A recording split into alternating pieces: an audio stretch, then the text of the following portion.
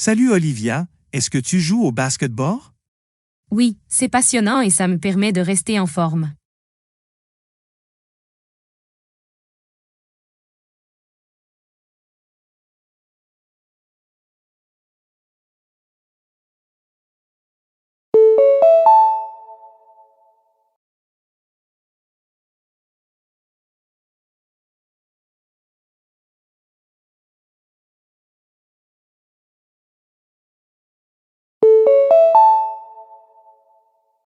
Bonjour Paul, est-ce que tu écoutes la radio?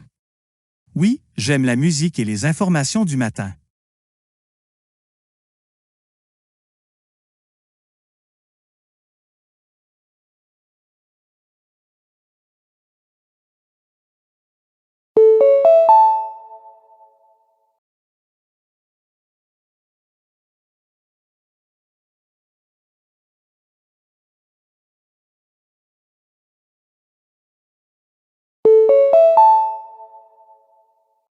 Salut Quinn, est-ce que tu aimes la pizza? Oui, c'est mon plat préféré le week-end.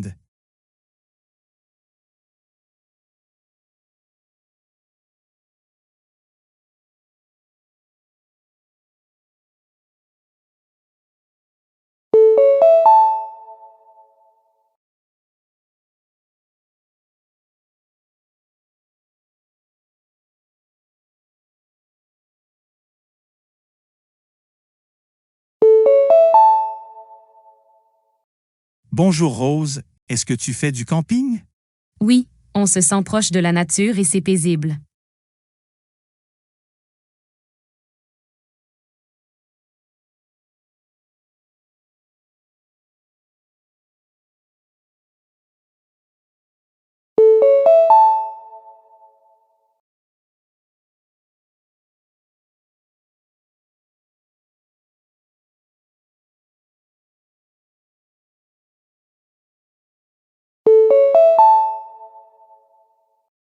Les résidents sont informés que des vents violents et de fortes pluies sont attendus ce soir, les autorités prévoyant de brèves fluctuations de courant dans certaines zones. Les activités extérieures doivent être limitées et les objets non fixés sur les balcons doivent être sécurisés afin d'éviter les accidents. Les équipes d'urgence resteront en alerte si les conditions se détériorent. Des mises à jour seront diffusées par les médias locaux tout au long de la soirée. Merci de prendre les précautions nécessaires et de rester en sécurité.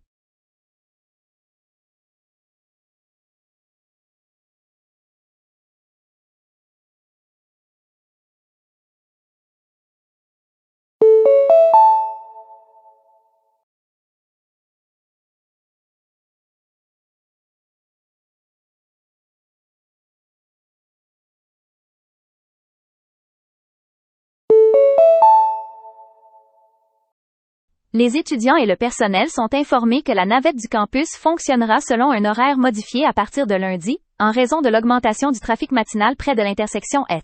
Le nouvel emploi du temps a été affiché sur les panneaux d'information et mis en ligne sur le portail de transport. Les usagers sont invités à arriver plus tôt, afin de tenir compte de légers retards. Des bus supplémentaires circuleront aux heures de pointe pour aider à gérer l'affluence. Merci de votre coopération pendant que nous travaillons à améliorer la circulation sur le campus.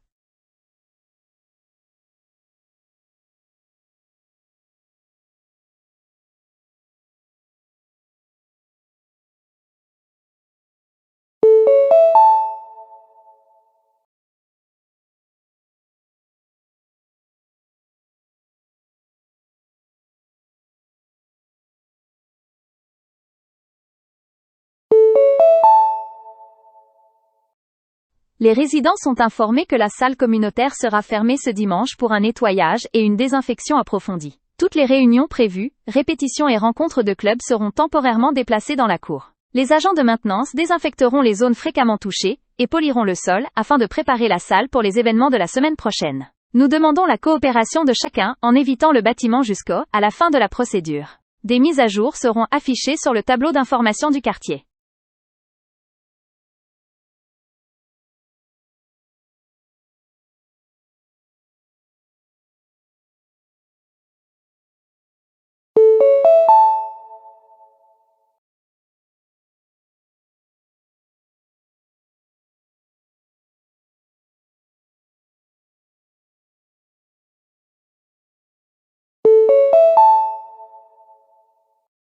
Les employés sont informés que le serveur de communication interne sera temporairement indisponible ce soir de 18 h à 20 h pour une optimisation essentielle des données. Pendant cette période, la synchronisation des courriels et les outils de partage de documents pourraient ne pas fonctionner normalement.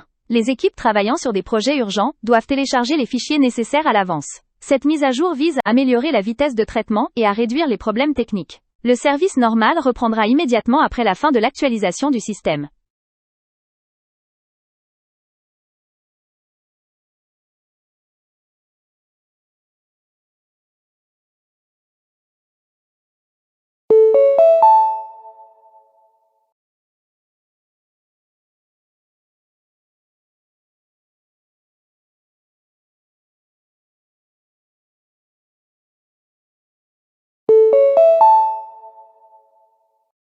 Bonsoir, ce message provient des services techniques de Skynet Broadband.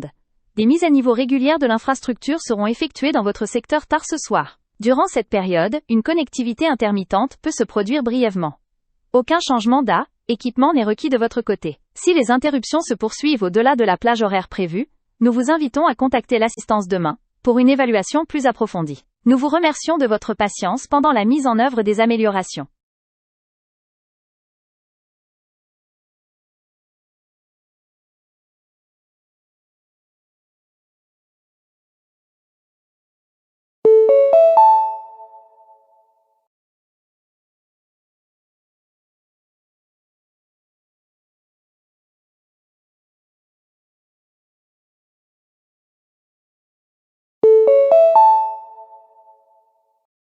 Bonjour, ici Lille, équipe de coordination des événements qui vous contacte au sujet de votre intérêt pour le prochain séminaire professionnel. Bien que vos informations initiales aient été enregistrées, la confirmation finale n'a pas encore été reçue. Les places étant limitées, les inscriptions non confirmées pourraient être libérées prochainement. Afin de garantir votre participation, veuillez compléter les étapes restantes via le lien précédemment partagé. Aucune autre action ne sera possible une fois les inscriptions closes.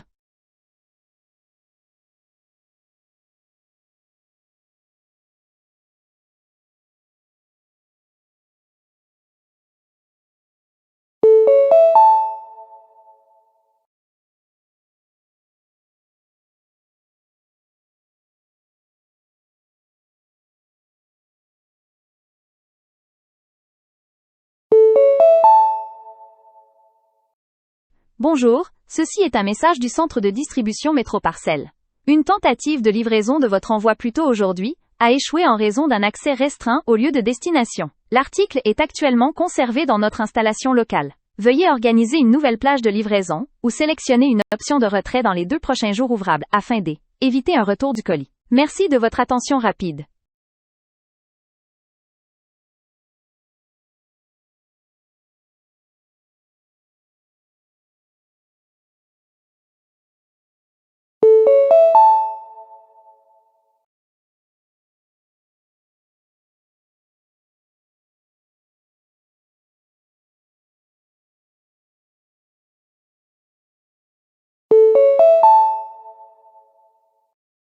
Bonjour, ce message vocal provient de l'unité de développement des ressources humaines.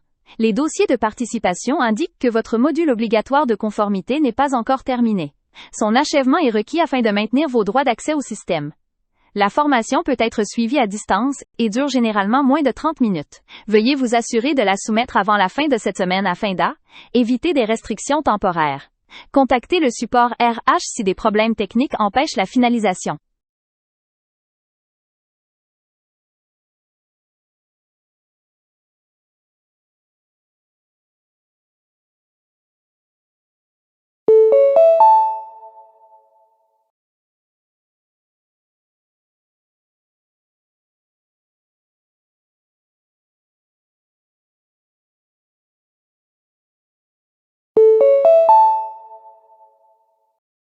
Il s'agit d'un appel de courtoisie du centre de remise en forme ActiveCore.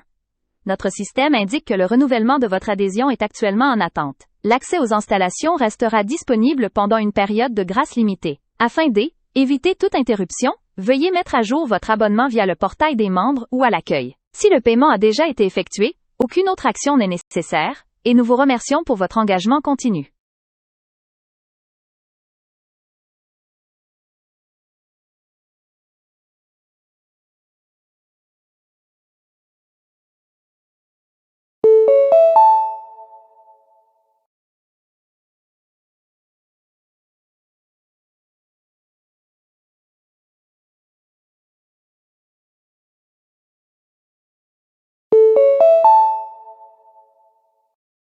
Bonjour, ce message provient du service d'assistance de Crestline Insurance. Lors de l'examen de votre récente demande d'indemnisation, nous avons constaté qu'un document requis n'avait pas été joint. Le traitement ne peut pas se poursuivre sans cette information.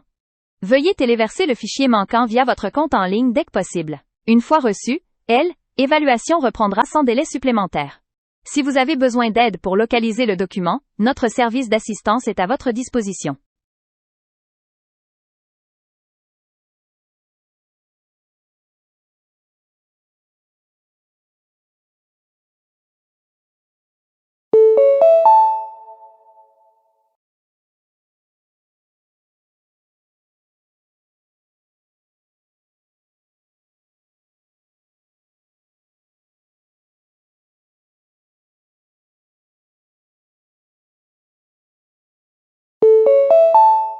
Personne 1.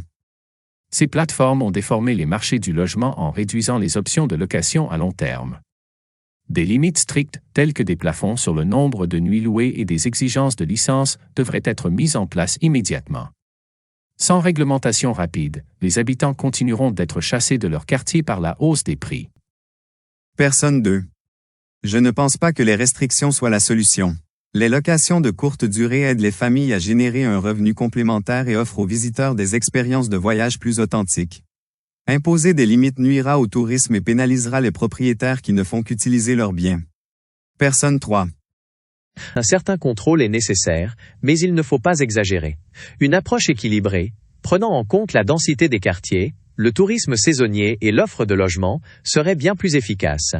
Les réglementations devraient être adaptées, plutôt que excessivement strictes.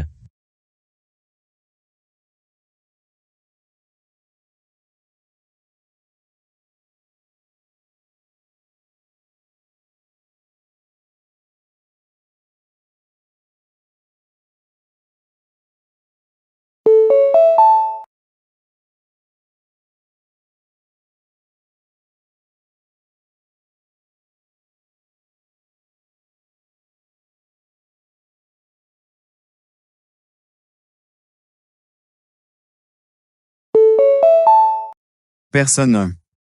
L'automatisation du recrutement est l'étape logique suivante. L'IA peut évaluer des milliers de candidatures sans bien ni fatigue. S'appuyer entièrement sur des algorithmes garantit l'efficacité, la cohérence et la transparence, des qualités que les recruteurs humains n'ont pas toujours. Nous devrions pleinement adopter cette transition. Personne 2.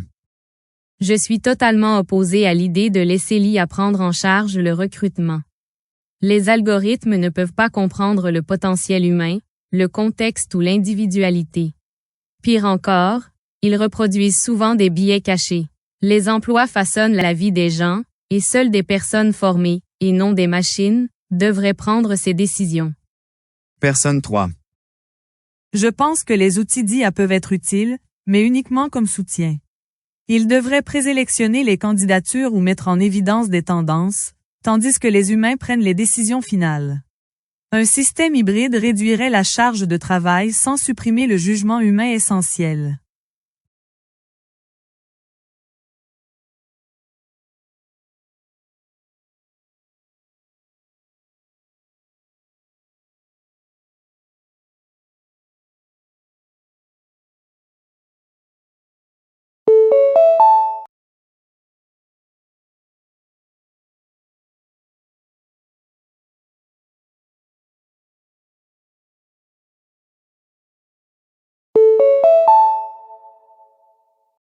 Ici Finance Focus Radio. Les banques centrales explorent des versions numériques des monnaies nationales. Les partisans affirment qu'elles rendront les paiements plus rapides, moins coûteux et plus sécurisés. Mais les critiques s'inquiètent des atteintes à la vie privée, de la surveillance et de la déstabilisation des banques traditionnelles. La question est de savoir si la monnaie numérique donnera plus de pouvoir aux citoyens ou renforcera le contrôle gouvernemental sur les finances personnelles.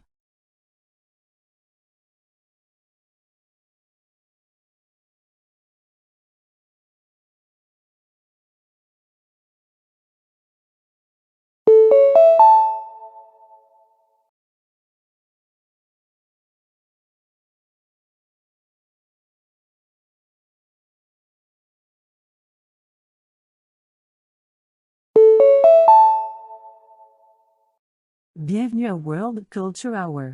Les linguistes avertissent que près de la moitié des 7000 langues du monde pourraient disparaître au cours de ce siècle. La mondialisation et la domination de certaines langues réduisent leur transmission aux jeunes générations. Avec chaque langue perdue, des traditions et des savoirs uniques disparaissent. Certaines communautés utilisent des outils numériques pour raviver des langues menacées, mais les progrès restent inégaux. La question centrale est la suivante: la diversité linguistique survivra-t-elle dans un monde interconnecté?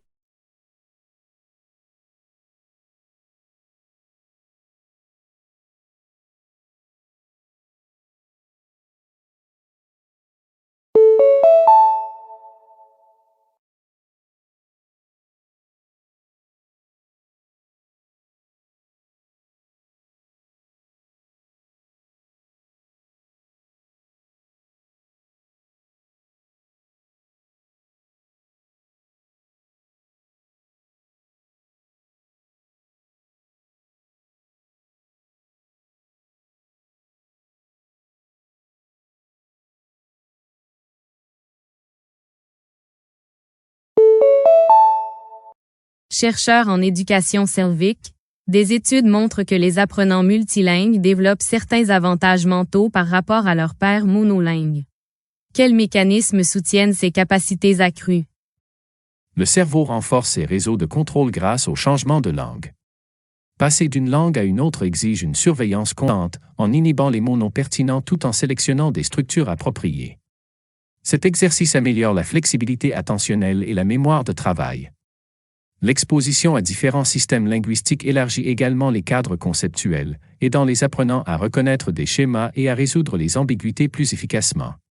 Cela s'étend-il à des tâches non linguistiques? Fréquemment. Les personnes multilingues excellent souvent dans des tâches impliquant le changement de règles, le raisonnement créatif et la résolution de conflits. Les chercheurs estiment que le transfert cognitif découle d'une pratique prolongée de l'adaptation à des environnements linguistiques variés. Chercheurs en éducation cervique, des études montrent que les apprenants multilingues développent certains avantages mentaux par rapport à leurs pairs monolingues. Quels mécanismes soutiennent ces capacités accrues? Le cerveau renforce ses réseaux de contrôle grâce au changement de langue. Passer d'une langue à une autre exige une surveillance constante, en inhibant les mots non pertinents tout en sélectionnant des structures appropriées. Cet exercice améliore la flexibilité attentionnelle et la mémoire de travail. L'exposition à différents systèmes linguistiques élargit également les cadres conceptuels, aidant les apprenants à reconnaître des schémas et à résoudre les ambiguïtés plus efficacement. Cela s'étend-il à des tâches non linguistiques? Fréquemment. Les personnes multilingues excellent souvent dans des tâches impliquant le changement de règles, le raisonnement créatif et la résolution de conflits. Les chercheurs estiment que le transfert cognitif découle d'une pratique prolongée de l'adaptation à des environnements linguistiques variés.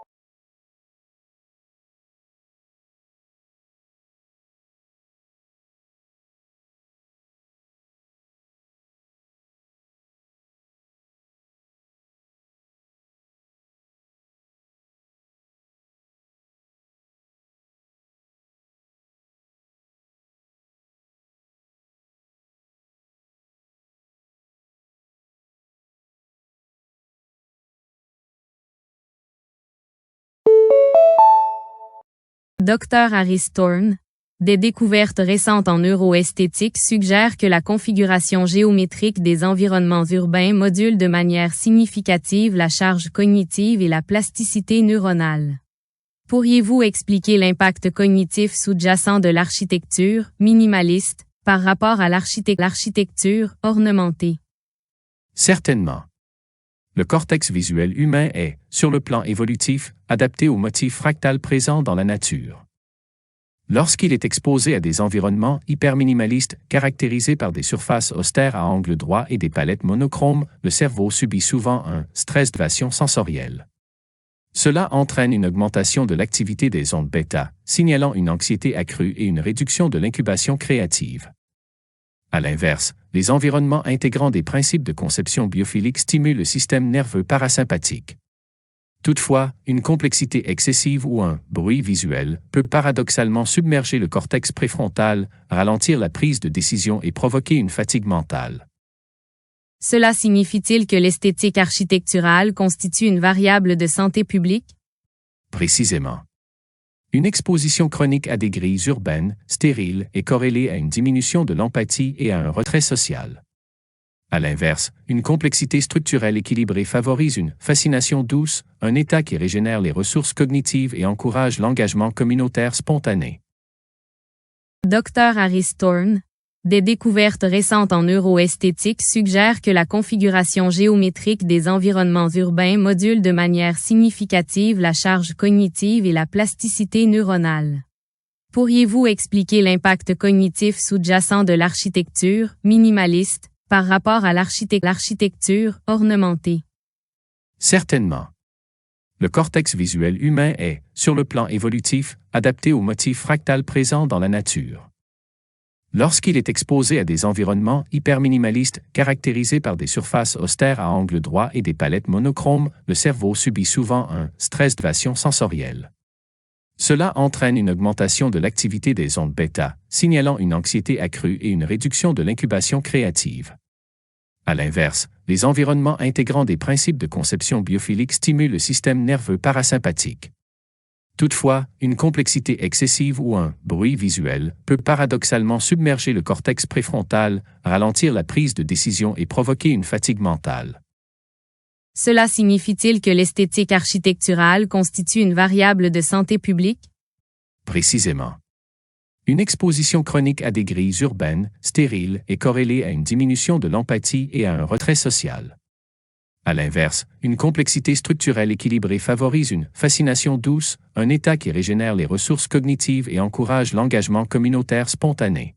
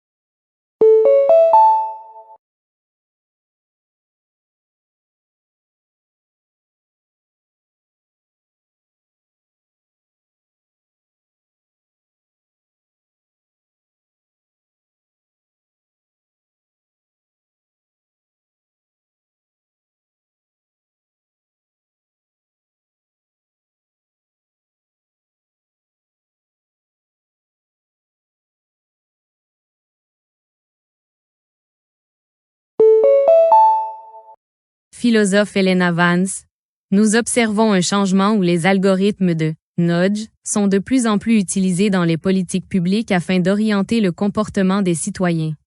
Comment cela reconfigure-t-il notre compréhension traditionnelle de l'agentivité? Cela introduit un paternalisme doux qui contourne la délibération consciente. Ces systèmes exploitent des biais cognitifs, en particulier l'aversion à la perte et le biais du statu quo, pour prédéterminer les choix. Bien qu'efficace pour la santé publique ou la conformité fiscale, il crée une atrophie délibérative. Lorsque l'environnement est préoptimisé, la capacité de raisonnement moral de l'individu, le muscle éthique, s'affaiblit, car elle est rarement sollicitée. Existe-t-il ici un risque de fragilité systémique? Indéniablement. Lorsque les populations s'appuient sur un échafaudage algorithmique, leur capacité à naviguer dans l'ambiguïté ou les dilemmes éthiques sans guidance numérique diminue. Cela conduit à une forme, mais dépourvue de la flexibilité cognitive nécessaire pour s'adapter à des crises imprévues pour lesquelles l'algorithme n'a aucun précédent. Philosophe Elena Vance, nous observons un changement où les algorithmes de nudge sont de plus en plus utilisés dans les politiques publiques afin d'orienter le comportement des citoyens. Comment cela reconfigure-t-il notre compréhension traditionnelle de l'agentivité? Cela introduit un paternalisme doux qui contourne la délibération consciente. Ces systèmes exploitent des biais cognitifs, en particulier l'aversion à la perte et le biais du statu quo, pour prédéterminer les choix.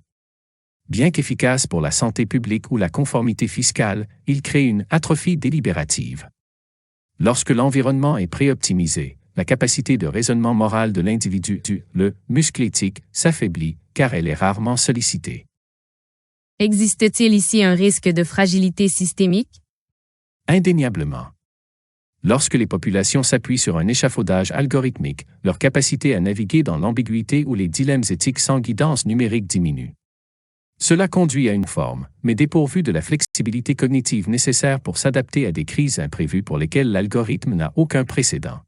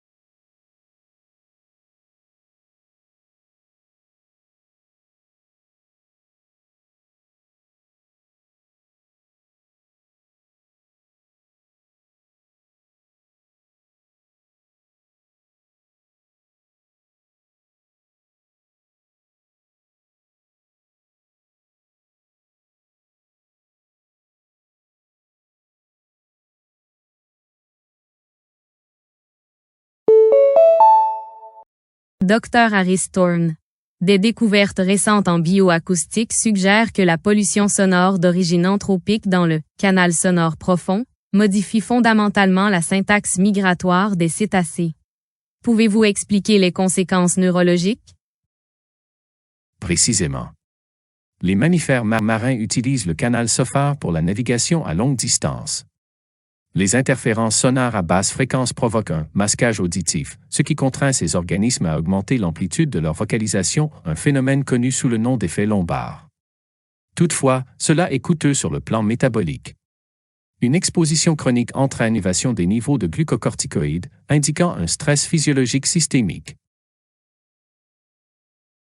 Cela affecte-t-il leur architecture sociale? Oui. Nous observons une fragmentation des réseaux de parenté acoustique. Dans les zones à fort trafic, les dialectes complexes utilisés pour la pêche coopérative sont remplacés par des signaux simplifiés et répétitifs. Cette dégradation de la densité communicationnelle conduit à un effondrement des structures sociales matrilinéaires et à un déclin des stratégies de survie collective. Dr. Harris Thorne. Des découvertes récentes en bioacoustique suggèrent que la pollution sonore d'origine anthropique dans le canal sonore profond modifie fondamentalement la syntaxe migratoire des cétacés. Pouvez-vous expliquer les conséquences neurologiques? Précisément. Les mammifères marins utilisent le canal sophare pour la navigation à longue distance. Les interférences sonores à basse fréquence provoquent un masquage auditif, ce qui contraint ces organismes à augmenter l'amplitude de leur vocalisation, un phénomène connu sous le nom d'effet lombard. Toutefois, cela est coûteux sur le plan métabolique. Une exposition chronique entraîne une élévation des niveaux de glucocorticoïdes, indiquant un stress physiologique systémique. Cela affecte-t-il leur architecture sociale? Oui. Nous observons une fragmentation des réseaux de parenté acoustique. Dans les zones à fort trafic, les dialectes complexes utilisés pour la pêche coopérative sont remplacés par des signaux simplifiés et répétitifs. Cette dégradation de la densité communicationnelle conduit à un effondrement des structures sociales matrilinéaires et à un déclin des stratégies de survie collective.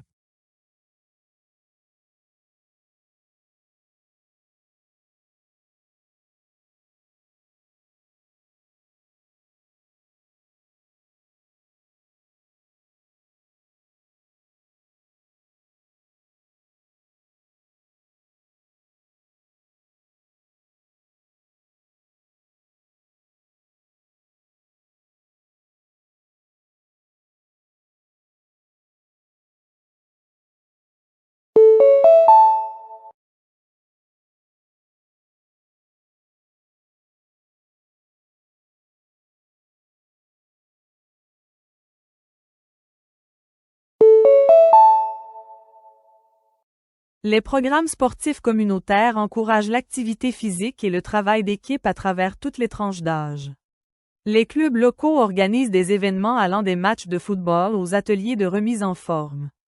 Ces programmes renforcent les liens sociaux, améliorent la santé et offrent des espaces sûrs pour les loisirs. Les entraîneurs mettent l'accent sur la discipline, le respect et la coopération. En rendant le sport accessible, les communautés soutiennent le développement des jeunes et favorisent des modes de vie positifs.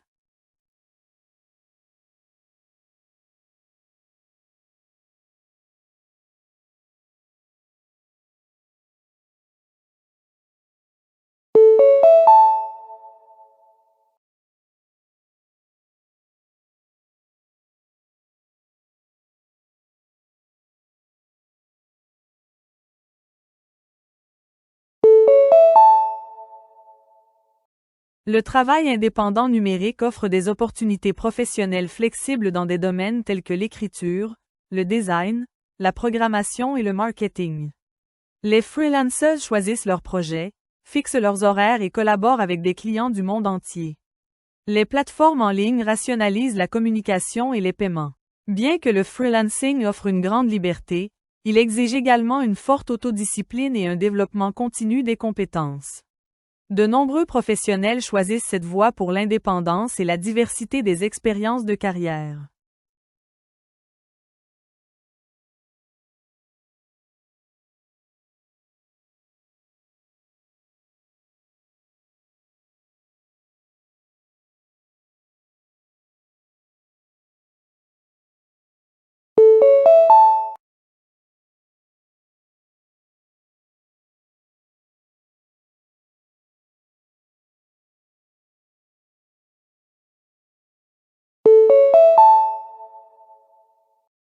La robotique sous-marine explore les océans à l'aide de véhicules autonomes ou télécommandés conçus pour résister à de fortes pressions.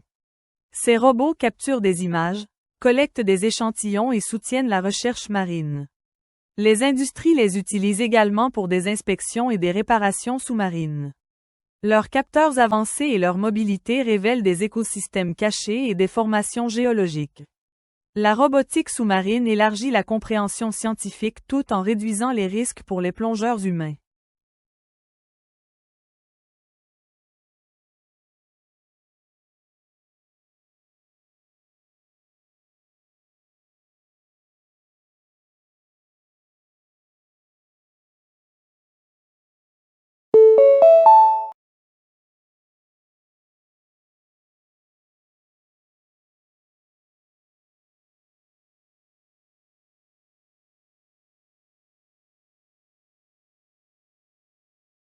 Les fermes solaires flottantes installent des panneaux photovoltaïques sur des réservoirs et des lacs afin de produire de l'énergie propre sans utiliser de terre. Ces plateformes réduisent l'évaporation de l'eau et améliorent l'efficacité des panneaux en les maintenant au frais. Les gouvernements et les entreprises énergétiques adoptent cette méthode pour développer les énergies renouvelables dans les régions densément peuplées. Les systèmes flottants soutiennent également les économies locales et réduisent la pression sur les terres agricoles. À mesure que la demande d'électricité durable augmente, ces installations innovantes attirent une attention mondiale.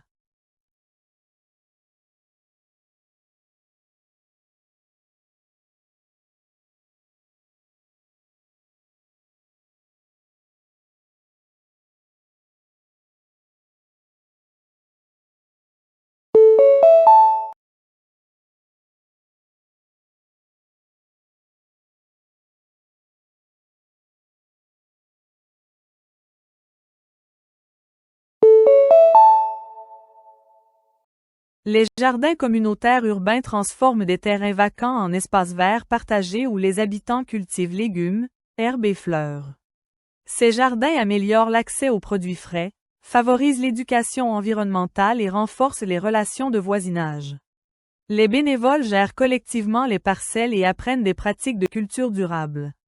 Les jardins communautaires augmentent également la biodiversité dans les villes denses. Leur succès montre comment de simples espaces extérieurs peuvent nourrir à la fois la sécurité alimentaire et le bien-être social.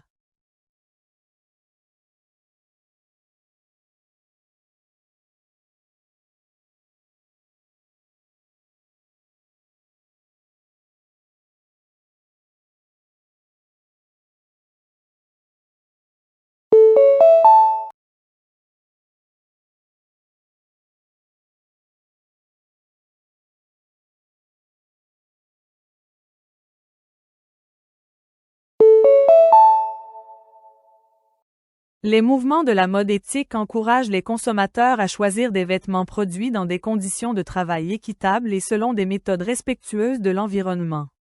Les marques privilégiant la transparence, les matériaux écologiques et des designs durables. Les partisans promeuvent la mode lente afin de réduire les déchets issus des tendances éphémères. Des ateliers et des campagnes en ligne sensibilisent les acheteurs à l'impact de la production textile. À mesure que la prise de conscience s'accroît, la mode éthique devient une approche significative pour réduire les dommages environnementaux mondiaux et soutenir un travail digne.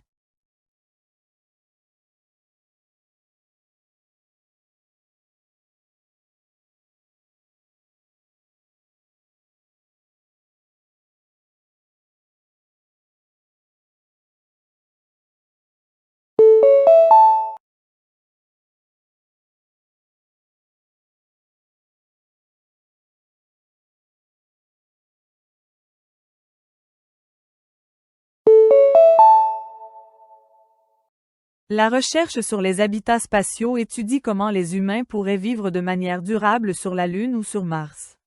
Les scientifiques conçoivent des environnements contrôlés avec des systèmes de recyclage de l'air, de l'eau et de la nourriture.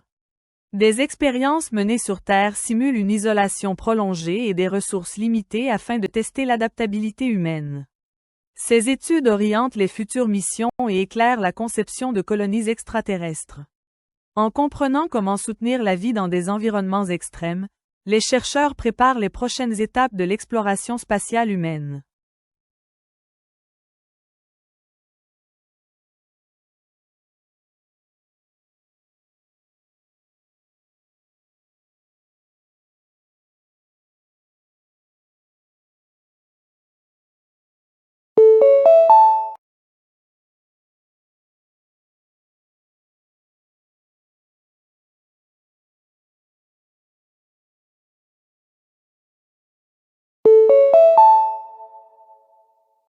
La criminalistique numérique consiste à analyser des appareils électroniques afin d'enquêter sur des cybercrimes, des violations de données et des activités illégales. Les spécialistes récupèrent des fichiers supprimés, tracent les comportements en ligne et préservent les preuves pour les procédures judiciaires.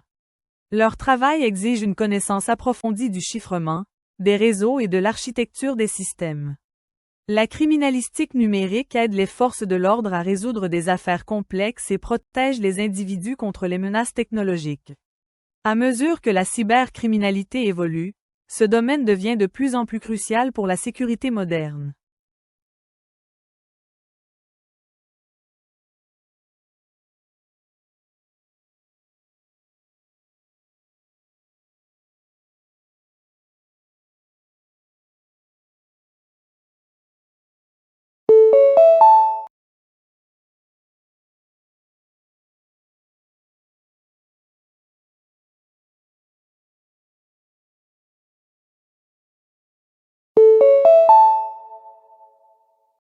La gestion intelligente de l'eau utilise des capteurs, des vannes automatisées et l'analyse de données pour surveiller la consommation et détecter les fuites en temps réel. Les villes adoptent ces systèmes afin de réduire le gaspillage et de protéger les ressources en eau. Les ménages bénéficient de rapports d'utilisation détaillés qui encouragent des habitudes responsables. En améliorant l'efficacité de la distribution, les technologies intelligentes aident à faire face aux pénuries et soutiennent la durabilité à long terme. Cette approche est essentielle dans les régions confrontées à la sécheresse et à une urbanisation rapide.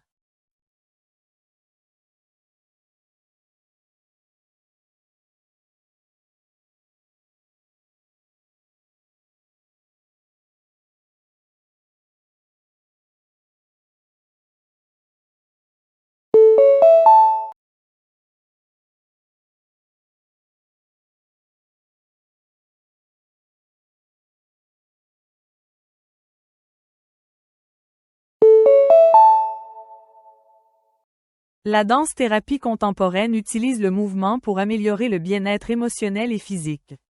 Les participants expriment leurs émotions à travers des routines guidées qui renforcent la conscience corporelle, la créativité et la confiance en soi. Les thérapeutes adaptent les séances aux besoins individuels, contribuant à réduire l'anxiété et le stress. La danse-thérapie bénéficie aux personnes se remettant d'un traumatisme ou traversant des changements majeurs de la vie. Son alliance de l'art et de la psychologie offre une voie unique vers la guérison et la découverte de soi.